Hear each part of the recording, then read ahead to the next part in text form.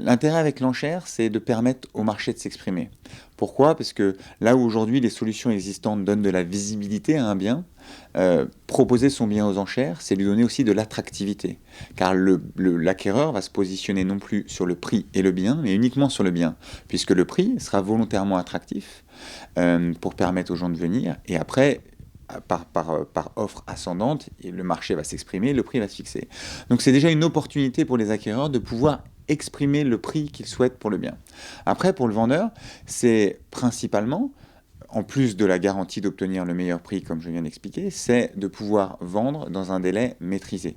Puisque l'enchère, le vendeur, avec son agent immobilier, va définir une période de commercialisation de 4 à 6 semaines et une date d'ouverture des enchères. Donc ça veut dire qu'à une date précise, dans mon exemple 6 semaines, le vendeur aura un prix sur son bien. Ça, c'est une valeur très forte de l'enchère, et ce que vous n'avez pas dans un cadre traditionnel.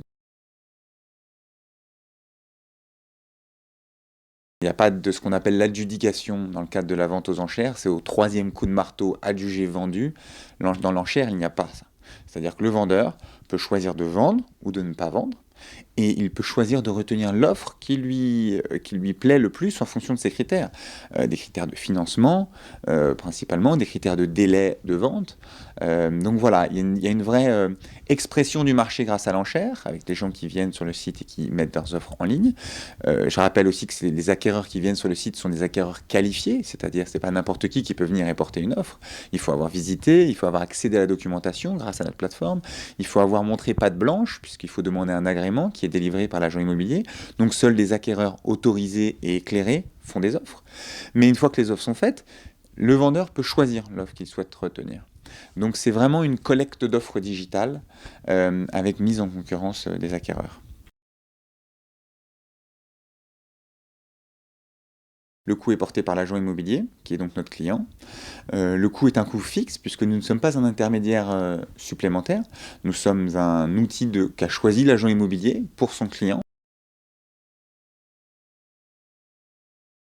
C'est pas que les vendeurs ont une mauvaise appréciation du prix, c'est que le prix, c'est le marché qui l'exprime. Et le marché, il est mouvant, il y a des dynamiques. Et souvent, on met en avant que Imoxo donne la garantie du meilleur prix à l'instant T. Bien évidemment, si l'enchère est organisée dans 6 mois, dans 1 an, dans 2 ans, le marché aura changé, le prix aura certainement changé. Mais à l'instant T, le vendeur pourra choisir s'il souhaite vendre ou pas vendre.